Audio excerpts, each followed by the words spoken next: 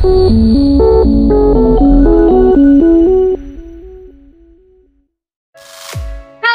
ka-vapers! Welcome back po dito sa aking YouTube channel. New vlog, new disposable po ang ipapakita ko sa inyo ngayong araw na to. And ito pong disposable na to guys, binigay po to sa atin ni Kuya Gary para po i-review. Ang disposable na to po ay Cokin 9000 Pops. Maya-maya po ipapakita ko po yan sa inyo. Pero bago ko po yan ipakita sa inyo mga ka-vapers, please don't forget to like, share, and subscribe sa aking YouTube channel and hit the notification bell para updated po kayo sa aking mga bagong upload na videos. And kung may mga katanungan kayo mga ka-vapers, mag-comment lang po kayo sa baba sa comment box section. Sasagutin ko po yan lahat.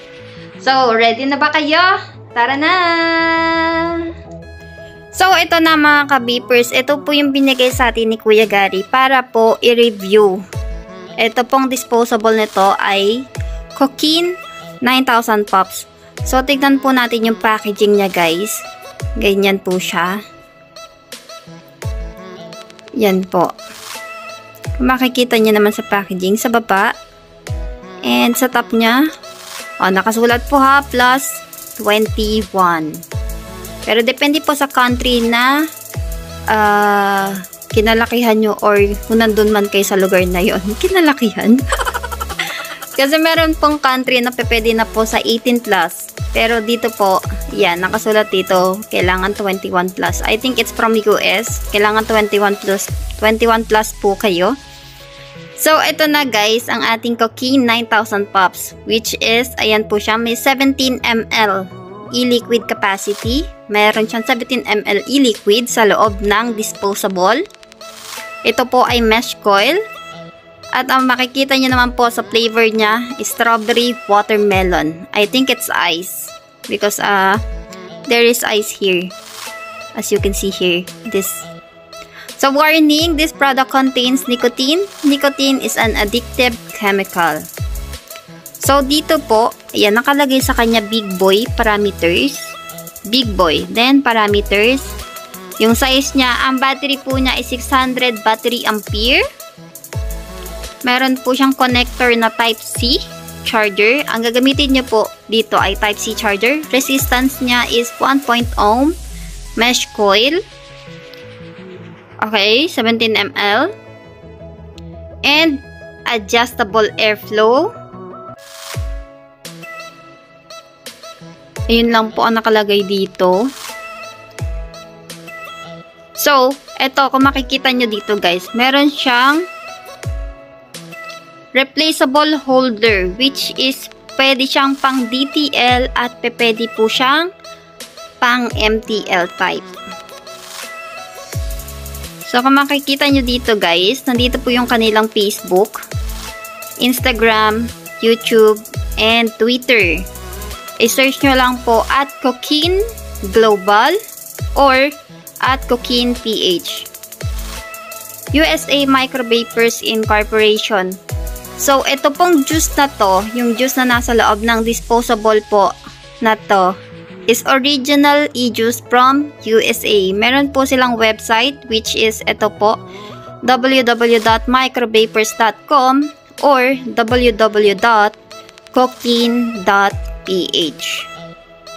So, ready na ba kayong buksan to guys? Bubuksan na natin to.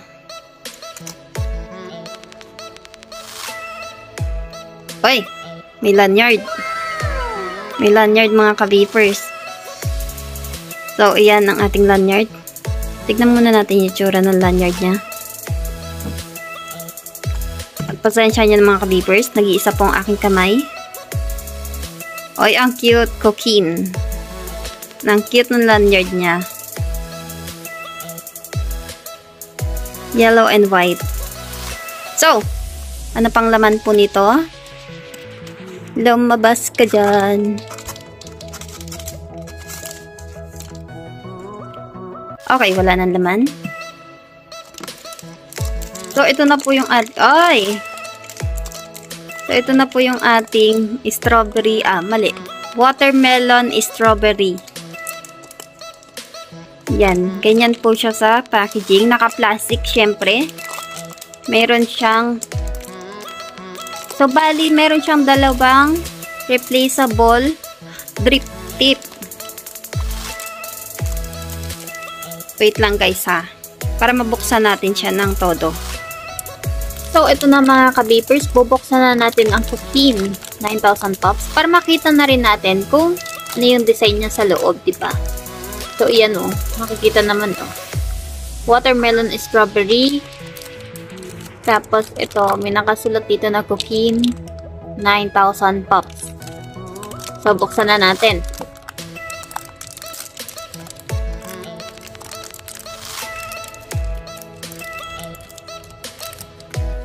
So, na yun. So, ito yung drip tip. Meron siyang parang straw. And meron siyang pang DTL type na drip tip. And ito po yung ating disposable. Yan. So, ayan guys. Ito yung design niya. Which is, ayan nga po, Cokin 9000 Pops. Ganyan po yung design niya. Siyempre, may ano pa yan eh. May sealed pa. Nandito po yung kanyang Type-C charger. Dito po kayo magcha-charge. And ito po yung kanyang airflow. Pwede nyo i-close. At pwede nyo pong i-open. And kung makikita nyo dito guys, ito po. Ito yung sabitan niya ng lanyard. Which is, ang flavor po nito is watermelon strawberry. Ito yung kanyang isa pang drip tip na pang MTL type. So, kung gusto nyo po siyang palitan ng MTL type guys, ganito lang po yung gagawin nyo. Ipupush nyo lang to pataas. Medyo matigas siya. Yan. Ayan po. Once napapalitan nyo siya ng pang MTL type or kung gusto nyo pong gamitin itong straw na to, kukunin nyo po itong cotton na to and ilalagay nyo po dun sa loob. And makikita nyo din dito sa loob yung juice niya guys. Ganyan siya oh. Yan. Mamaya itatry natin yan pare-pareho. Lahat tong tatlong drip tip na to. Kung anong pagkakaiba niya.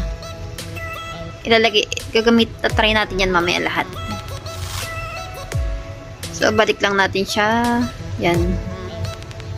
Matigas talaga siya. Okay.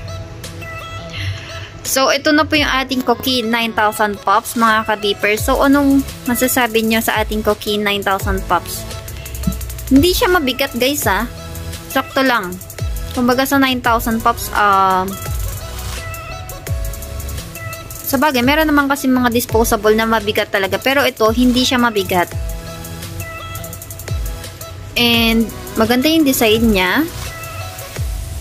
Makikita niyo naman. At ang maganda kasi dito, may sabitan siya ng lanyard, guys. Para, if ever na, alam mo yung dadalhin, pwede mo siyang dalhin sa kung saan. Hindi mo na siya kailangang ilagay sa pocket. Isabit mo lang siya sa leeg mo. Diba? So, ito try na natin ang Cokin 9000 Pops, mga ka-vapers. Tara na! So, ito na mga ka-vapers. Nakahang na siya, naka-lanyard. Nilagay ko na rin siya sa ano niya, sabitan niya. So, ito try na po natin yung Cokin 9000 Pops na pang MTL type. Tanggalin lang natin tong rubber. Tingnan natin kung anong lasa ng watermelon strawberry. So, try natin.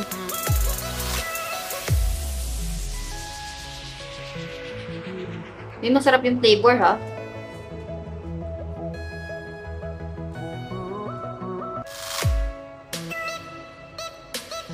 Masarap yung flavor niya.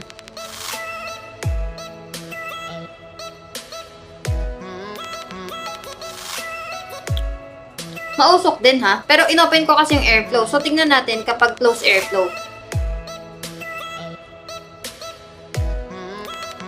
Siguro sobrang tight. Sobrang tight ito kapag close airflow. Ito, naka-close na po yung airflow na.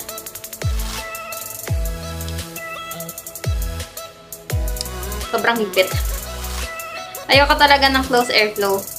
Gusto ko talaga yung bukas talaga yung airflow niya. Wait lang. Yan ang umikot. Baliktad. So, itry naman natin ngayon yung pang DTL type kung gano'ng karami yung usok na nilalabas niya. Yan, ipupush nyo lang po yan, tapos tatanggalin nyo itong bilog na to. Saan na yung... So, ito. Ito po yung ating pang DTL type. Kunin lang natin to. Actually, kung meron kayong panghugot sa ganito, or pwede nyo din naman siyang kamayin kung wala kayong pangtanggal. So, ito na po. Kapit na natin. Yan. Pinabit na natin.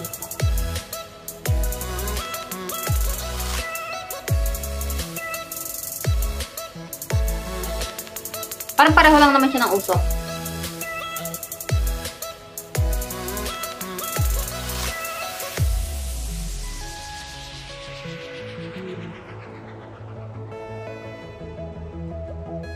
Halos pare-pareho lang siya ng usok. Pag ano lang yan kung gusto mo lang palitan ng drip tip, katulad ng ganito, yung iba-ibang style ba? Magugulat sila, syempre, di ba? Sabi ko naman sa inyo, itatry natin lahat ng drip tip nila. Kung saan kayo mas komportable, guys, so yun yung gamitin nyo. So, itong parang straw na to, guys, hindi mo kailangan ng cotton kasi sarado po siya. Hindi mo siya mailalagay sa loob. So, ilagay natin to. Ito, hindi mo kailangang i-push. Hihilahin mo lang.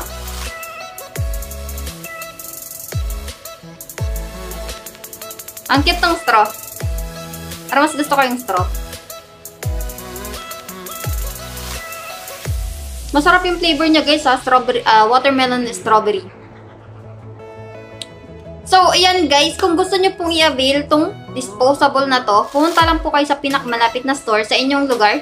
Or kung nandito po kayo sa UAE, kontakin nyo po ako. Ibibigay ko po sa inyo yung number ni Kuya Gary. Kasi siya po yung mismong supplier nito. Ng Cookin, 9,000 pops. Meron din silang 6,000 pops. And marami pa siyang available na disposable na pwede niyang isupply sa inyo. So, ayun lamang po. Reminders. Oh, kaya pala masyado siya mahigpit. Okay, wait lang. May nakalimutan ako, guys. Nakalimutan ko tanggalin. Ay, wala naman pala siya. Sealed lang to. Nakalimutan ko tanggalin yung sealed. Kala ko kasi dun sa may sealed, may airflow. Wala naman pala. Okay. So, ayun naman po. Reminders ko sa inyo, mga ka-vapors. Kapag gumagamit po kayo ng mga disposable na device, huwag niyo po kakalimutan na kailangan po 10 to 15 minutes lang po nyo i-charge yung disposable. Huwag niyo po siyang i-overcharge. Kasi may tendency po na masunog po yung cotton or foil sa loob ng disposable. And, ano po ba? Huwag niyo po siyang ilalagay sa mainit na lugar. Okay? So, sobrang handy niya. Hindi siya mabigat, guys, Sakto lang siya. Ang cute. Yan. So, kung may mga katanungan kayo mga ka-vapors, mag-comment lang po kayo sa baba sa comment box section. Sasagutin ko po yan lahat. Please don't forget to like, share, and subscribe sa aking YouTube channel and hit the notification bell para updated po kayo sa aking mga bagong upload na videos. See you po again sa aking next vlog mga ka-vapors!